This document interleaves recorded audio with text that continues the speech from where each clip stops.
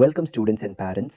வெளிநாட்டில் எம்பிபிஎஸ் படிக்கிறது பற்றி யோசிக்கும்போது Russia, Georgia, Uzbekistan, Kyrgyzstan, Vietnam அப்படின்னு நமக்கு நிறைய ஆப்ஷன்ஸ் இருக்குது.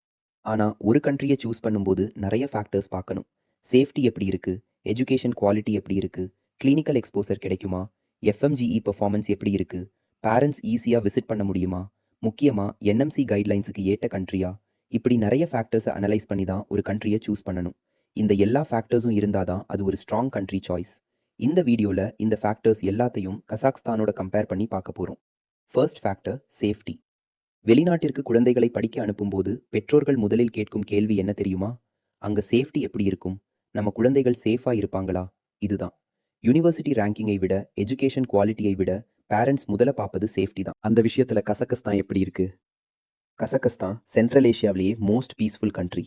ஒரு சேஃப் அண்ட் ஸ்டேபிள் சொசைட்டி இருக்குது. ஸோ மாணவர்கள் படிப்பில் மட்டும் ஃபோக்கஸ் பண்ணுவதற்கு உதவுகிறது. அதனால் ஸ்டூடெண்ட்ஸ்க்கும் கான்ஃபிடன்ஸ் கிடைக்கிறது, பேரண்ட்ஸ்க்கும் பீஸ் ஆஃப் மைண்ட் கிடைக்கிறது. இன்டர்நேஷ்னல் ஸ்டூடெண்ட்ஸுக்கு கம்ஃபர்டபுள் என்வாயன்மெண்ட் இருக்கும்.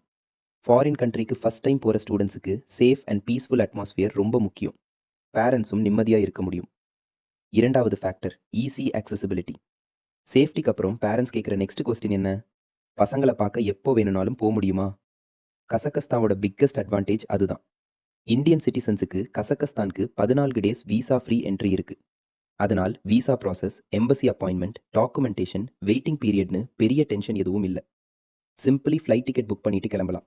டெல்லியிலிருந்து கசகஸ்தான் போக சுமார் 3 முதல் 4 மணி நேரம் தான் ஆகும். உண்மையாக சொல்லணும்னா இந்தியாவுக்குள்ள சில நகரங்களுக்கு டிராவல் பண்ண எடுக்கிற நேரம் மாதிரியே இருக்கும். அதனால பேரண்ட்ஸ் எப்போ வேணும்னாலும் சில்ட்ரனை விசிட் பண்ண முடியும். எமர்ஜென்சி சுச்சுவேஷன் வந்தாலும் குவிக்காக சேம் டே ரீச் ஆக முடியும்.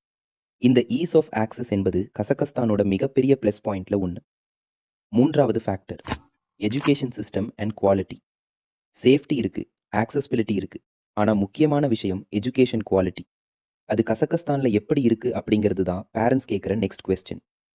கசாகஸ்தான் எஜுகேஷன் சிஸ்டம் சென்ட்ரல் ஏஷியாவில் ஹையஸ்ட் ரேங்க் சிஸ்டம்ஸில் ஒன்று. குளோபல் எஜுகேஷன் இண்டெக்ஸில் கசாகஸ்தான் உலக அளவில் 18வது இடத்தை பெற்றுள்ளது. மேலும் சென்ட்ரல் ஆசியா மற்றும் சிஐஎஸ் ரீஜனில் ஹையஸ்ட் ரேங்க்ட் எஜுகேஷன் சிஸ்டமாகவும் இருக்கு. அந்த நாட்டின் கல்வித்தரம், ஆராய்ச்சி வசதிகள் மற்றும் ஹையர் எஜுகேஷன் இன்ஃப்ராஸ்ட்ரக்சர் இதெல்லாம் ஸ்ட்ரென்த்தை காட்டுது. Modern laboratories, simulation centres, research facilities, digital learning systems மற்றும் இன்டர்நேஷனல் கொலாபரேஷன்ஸ் மூலம் யூனிவர்சிட்டிஸ் ஒரு ஸ்ட்ராங் அகடமிக் என்வைரன்மெண்ட்டை கொடுக்குது. நான்காவது ஃபேக்டர் கிளினிக்கல் எக்ஸ்போஷர். மெடிக்கல் எஜுகேஷன்னா கிளாஸ் ரூமில் தியரி படிக்கிறது மட்டும் இல்லை, ஸ்டூடெண்ட்ஸ் ட்ரைனிங் எடுக்கிற ஹாஸ்பிட்டல்ஸ் எப்படி இருக்குது அப்படிங்கிறது முக்கியம். கசகஸ்தானில் அட்வான்ஸ்டு ஹெல்த் கேர் இன்ஃப்ராஸ்ட்ரக்சர் இருக்குது. அஸ்தானாவில் இருக்கிற national centre for neuro surgery என்பது சென்ட்ரல் ஏசியாவின் first gamma knife centre. Brain tumours, neuro surgery மற்றும் அட்வான்ஸ்டு நியூரோலாஜிக்கல் ட்ரீட்மெண்ட்ஸ் அங்கே நடக்குது. செமே மெடிக்கல் யூனிவர்சிட்டி அஃபிலியேட்டட் ஹாஸ்பிட்டல்ஸில் complex valve replacement surgeries, endovascular procedures போன்ற ஹை எண்ட் ட்ரீட்மெண்ட்ஸ் ரெகுலராக நடக்குது. ஸோ ஸ்டூடெண்ட்ஸுக்கு மாடர்ன் ஹெல்த் கேர் என்விரான்மெண்ட்டில் லேர்ன் பண்ண ஆப்பர்ச்சுனிட்டி கிடைக்குது.